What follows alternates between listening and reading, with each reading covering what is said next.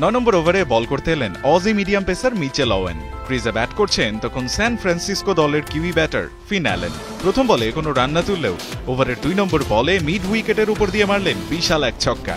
মিচেলের পরের 2 বলের পরিণতি হলো একই। অ্যালেনের ব্যাটের ছোঁয়ায় বল উড়ে গিয়ে পড়ল বাউন্ডারি লাইনের বাইরে। মেজর লিগ ক্রিকেটে ওয়াশিংটন ফ্রিডমের বিপক্ষে এই একটা ওভারই যেন ফিন অ্যালেনের পুরো ইনিংস জুড়ে চালানো ব্যাটিং তাণ্ডবের হাইলাইট হয়ে রইল। বলকে সীমানা ছাড়া করার রেসে এদিনে ব্যাটার ভেঙেছেন ইউনিভার্স বস ক্রিস গেলের রেকর্ড, গড়েছেন টি-20 ইতিহাসের সবচেয়ে দ্রুততম 150 রান তোলার রেকর্ড।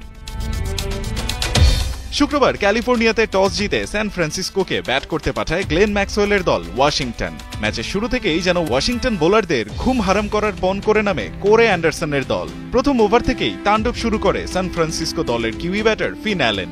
শুরুতে বেন সিয়ার্সকে 1 ছক্কা 1 চার মেরে প্রথম ওভারেই তুলে ফেলেন 11 রান।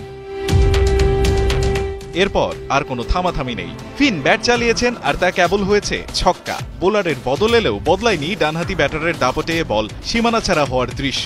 উইকেট কিপারে ব্যাটার এদিন একে একে হাঁকিয়েছেন একটা দুটো নয় গুনে গুনে 19টি ছক্কা, যা টি-20 ক্রিকেটে এক ইনিংসে সর্বোচ্চ ছক্কা মারার রেকর্ড। এর আগে বিপিএলে 18 ছক্কা হাঁকিয়ে এ রেকর্ড দখলে রেখেছিলেন ক্যারিবিয়ান জায়ান্ট ক্রিস গেইল।